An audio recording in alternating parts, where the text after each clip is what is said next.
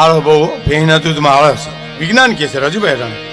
ગાયના દૂધમાં સંપૂર્ણ ગાય આયુર્વેદિક છે. તમે જુઓ, ગાયનું દૂધ પવિત્ર છે, ગાયનું છાણ પવિત્ર છે, એનું માખણ ઘી પવિત્ર છે, ગૌમૂત્ર પવિત્ર છે. સંપૂર્ણ માં છે આપણી ગા છે, સંપૂર્ણ માં.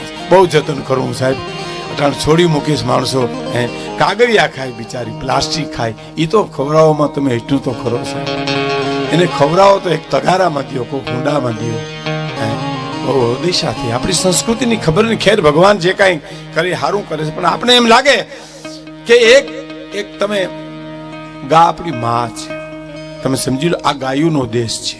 હા, આ દેશ છે. આલ્સેશન કૂતરાનો દેશ નથી. દેશી કૂતરા ખરા, આપણે રોટલો ખવડાય.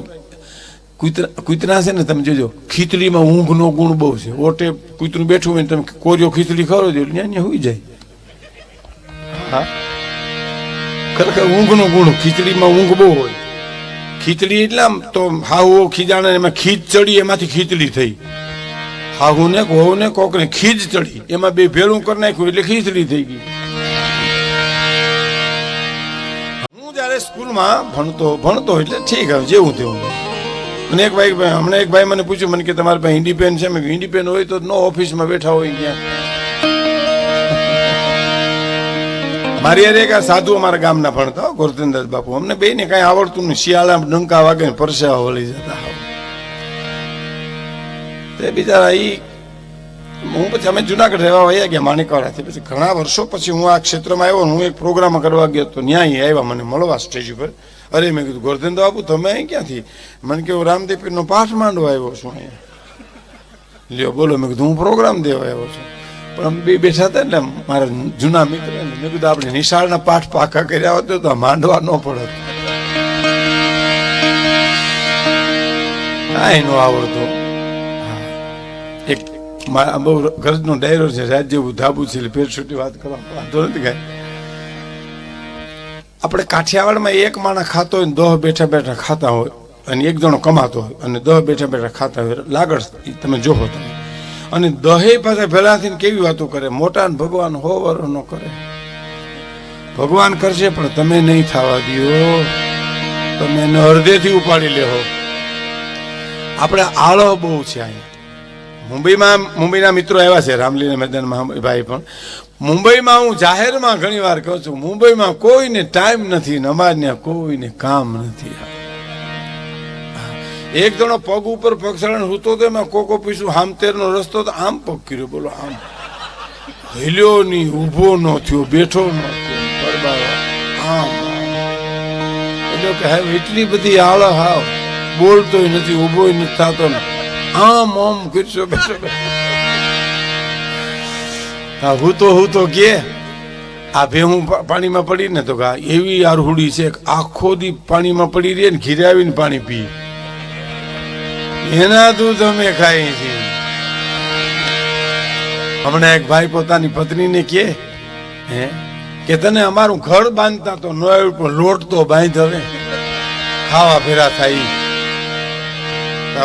બાઈ પાછી એને માથા ની મળી કે તમારું જીવતો તો ન સુધાર્યું, પણ શાક તો સુધારો. હવે આમાં હલાજીના હાથ વખાણું, પટ્ટીના પગ વખાણું. ગજબના માણસો. હમણાં મને એક જણાએ કીધું હતું, મને કે હું લગ્ન મારા થયા ને, મને કે ભીખુદાનભાઈ બીજે દી મારી જાન પરણીને આવી, ત્રીજે દી મારી પત્ની મને એમ કીધું તમારો પગાર કેટલો? બોલો, એટલી ઉતાવળ કરે? મને કે ને એટલો ખર્ચો કરીને આપણે ત્યાં ગયા હોય, ગળગોળો થઈ ગયો બિચારો મારી પાસે. અઠાણુંથી મારા બાપાએ મને કે મારી બાઈએ મારા બાપાને નથી પૂછ્યું તમારો પગાર કેટલો આવે. અને આને મને બીજે દી પૂછ્યું. એટલે મેં તે કીધું હું તો મેં એમ કીધું 20,000 નો પગાર છે મારો. તો એને શું કીધું? તો એને એમ કીધું મારું પૂરું થઈ જાય, તમારું શું થાય? ઢોલ ને હરણાઈ વગાડીને ગયા તા ને. કહેવાનો મારો અર્થ એ છે કે લોક સંસ્કૃતિ આપણી, ગાય આપણી માં છે, ધરતી આપણી માં છે, જન્મ દેનાર આપણી માં છે, માતૃભાષા પણ આપણી માં છે. બાપ તમે ઇંગ્લિશ મીડિયમમાં ભણો વાંધો નહીં, પણ ગુજરાતી તો આવડવું જોઈએ. અટાણે તો ઇંગ્લિશ બોલવાનો ક્રેઝ થઈ ગયો માણસને. સાચું ખોટું ઇંગ્લિશ બોલ્યા જ કરે. પડે. અંગ્રેજીની સંસ્કૃતિ એને મુબારક છે સાહેબ. હું તો મારા અનુભવની વાત કરું. હું તો મેં દુનિયા જોઈ છે. જે દેશમાં ગુજરાતી છે ત્યાં હું બધે ગયો છું. બોલો લ્યો, લંડન, અમેરિકા, જાપાન, બધા પ્રદેશોમાં. જાપાન ને હું ઓસ્ટ્રેલિયા 2 દેશમાં નથી ગયો. મને યાદ છે, નથી ગયો એને યાદ છે. એવા બધા દેશમાં ગયો છું.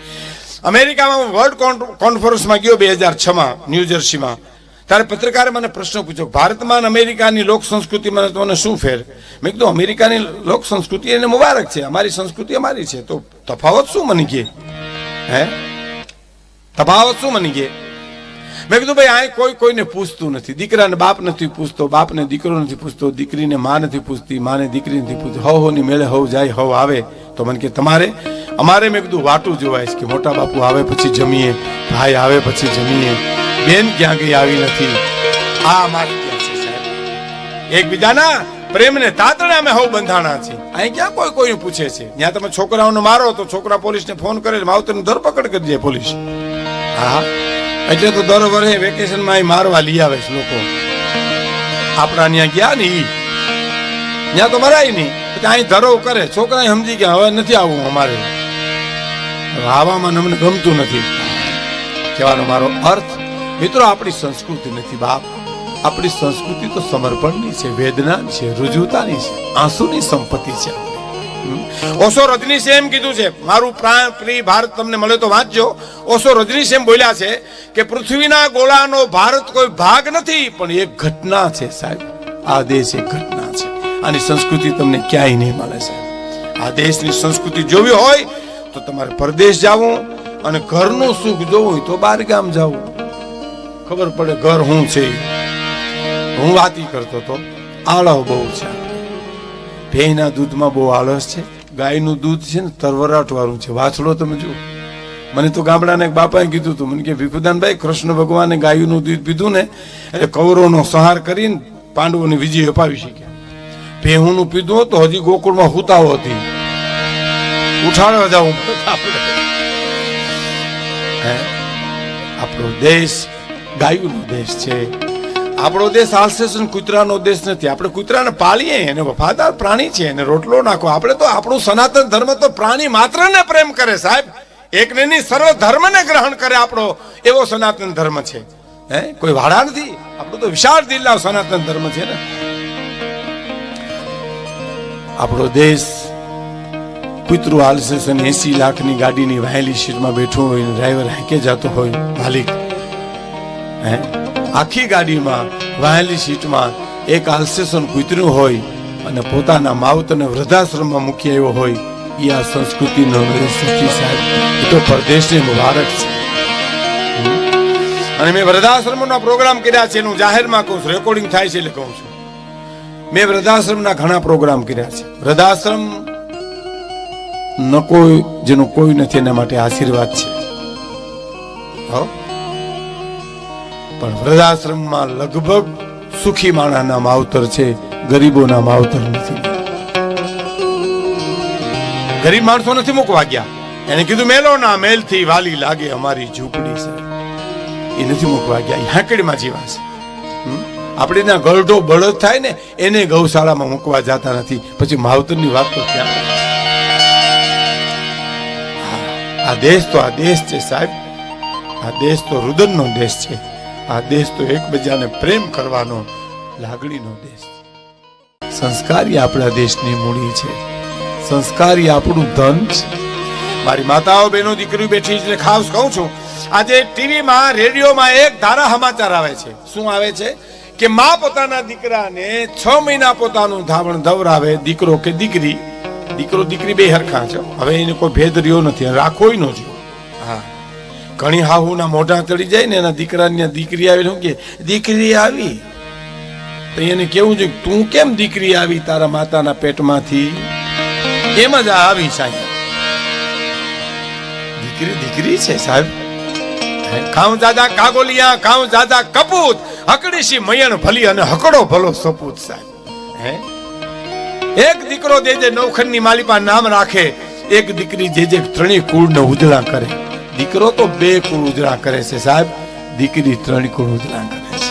પોતાના બાપનું, પોતાના હારાનું અને પોતાના મામાનું એટલે મોસાળનું. આગળ ઉપર આપણે વાત કરશું. પણ દીકરા કે દીકરીને પોતાનું ધાવણ ધવરાવે.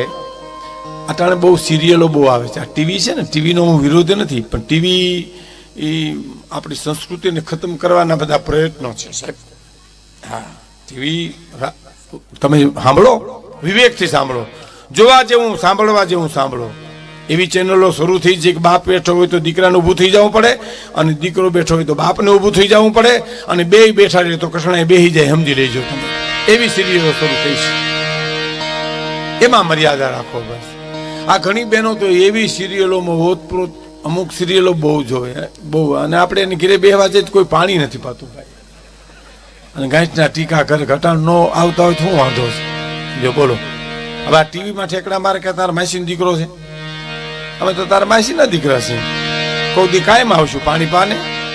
1.5 કલાક બેહીને હાલીએ ડેલીએ પૂગીએ તો શું કે ખબર? ચા કરવા દીધી નહીં હો તમે, મૂકી નહીં ને. અમે તો પીવા જ આવ્યા હતા. હમણાં તો મારા ભાઈ, મારા મિત્રે મને એમ કીધું, મને કે હું ઘેરે આવ્યો તો મારી પત્નીને કીધું કે મને જમવા આપો, વ્યારું દો. તો સિરિયલ જોતી જોતી કે એડવર્ટાઈઝ આવવા દો. એડવર્ટાઈઝ આવશે તો અમે નહીં હોઈએ, ભૂખા મરી જાઓ.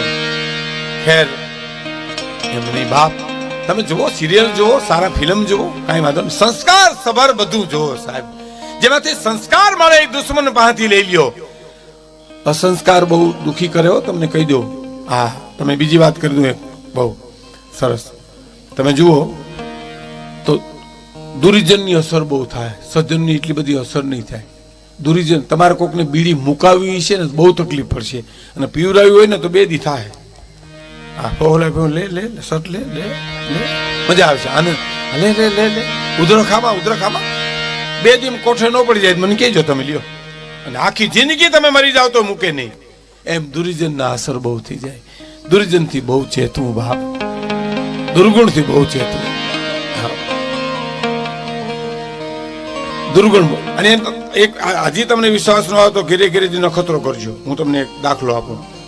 ચોખ્ખું દૂધ જો ઘરનું દૂધાણું હોય તો વાંધો નથી, નકર વેચાતું લ્યો ને 5 રૂપિયા વધારે દઈ ચોખ્ખું દૂધ લઈ આવી, દૂધ પાક બનાવજો, જાયફળ, એલચી, બદામ, સુગંધી પદાર્થો નાખજો. 3 તાહલી નહીં તો 2 તાહલી, તમારા કોઠો જેટલું પચે એટલી 2 તાહલી દૂધ પાક પી, અને ખાલી 2 પતિકા મૂળાના ખાઓ ને એટલે ઓટકારની ગમગમાટી મૂળાની બોલ છે લ્યો. એલચી દીકરી ગોતી જડે નહીં એમાં. એમ દુર્જન બહુ અસર કરે, બહુ અસર કરે. એટલે હું શું કહું છું કે રેડિયોમાં એમ આવે છે કે દીકરાને કે દીકરીને એની માં જણનારી જનેતા 6 મહિના પોતાનું ધાવણ ધવરાવે. અટાણું અમેરિકાનું વિજ્ઞાન કહે છે, છેલ્લામાં છેલ્લું વિજ્ઞાન કહે છે. તો એ દીકરાને દીકરીને કોઈ દી રોગ લાગુ ન પડે. આપણે દીકરાને પાત્ર તરીકે લેવો છે, મારે જે વાત કરવી છે એમાં કે દીકરાને તમે એની માં 6 મહિના પોતાનું ધાવણ ધવરાવે તો રોગ કોઈ દી લાગુ ન પડે, એવી પ્રતિકાર શક્તિ આવી જાય ધાવણમાં. પણ એ તો અટાણે કે છે ને, પણ વર્ષો પહેલા અમારી માં કહી ગઈ છે કે ધાવજો રે મારા પેટ ધાવી લેજે, પેટ ભરી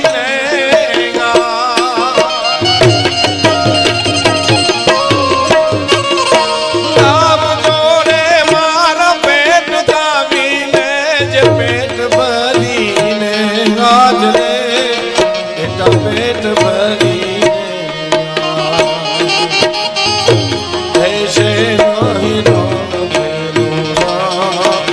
ખાવા મુઠી દાન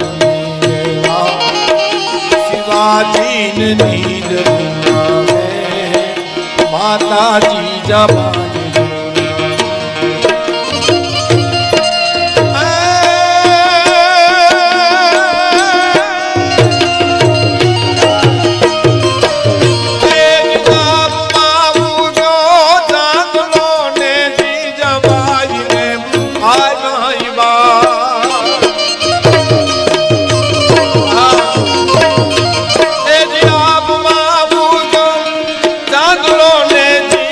બાજી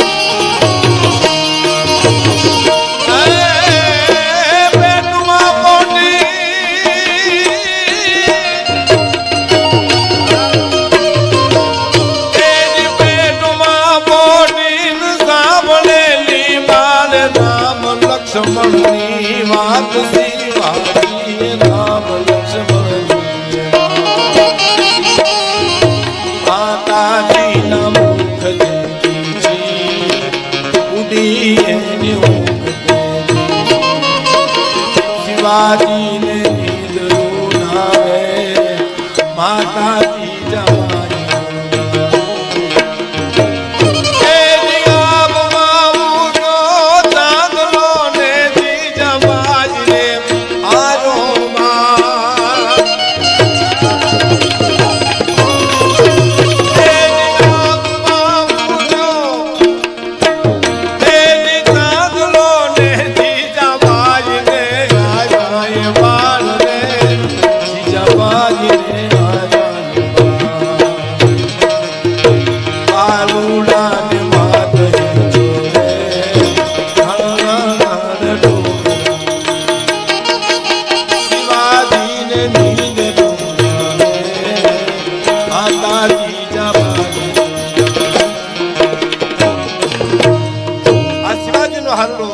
રાજુભાઈની ઈચ્છા છે એટલે હું રજૂ કરવાનો છું પણ એનો મારી થોડી વાત એટલા માટે કરી છે આ બેનો દીકરી બેઠી છે કહું થોડા લગ્ન ગીત જાળવજો આપણી સંસ્કૃતિ છે થોડા લોકગીત જાળવજો આપણી સંસ્કૃતિ થોડા હાલણા ગાજો નીકળ્યા ફિલ્મ ગીતમાં રહેતા નહીં બાપા લગ્ન ગીત વૈયા ગયા હાવ મુંબઈમાં હું બિરલા હોલમાં લગ્ન ગીત ગાતો હતો ને એક પ્રોગ્રામ આવે ને એટલે તો એક બેન ઉભા થયા મને કે તમે લોકો પુરુષો લગ્ન ગીત કેમ ગાઓ છો લે આવું કીધું મેં કીધું તમે બંધ કર્યા એટલે અમે શરૂ કર્યા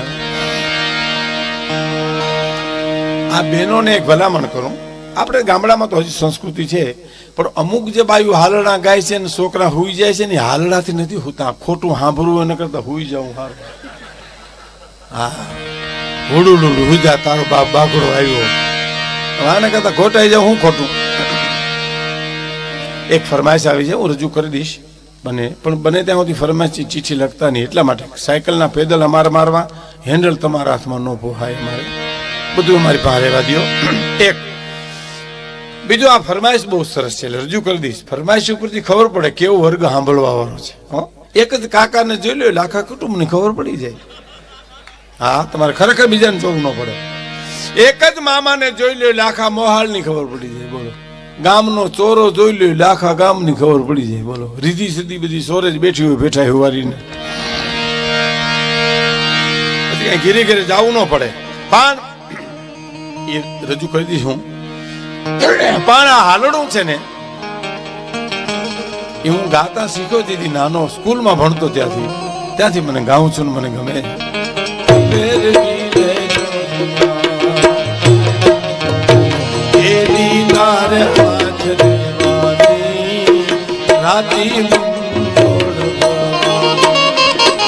શિવાજીને નીંદ માતાજી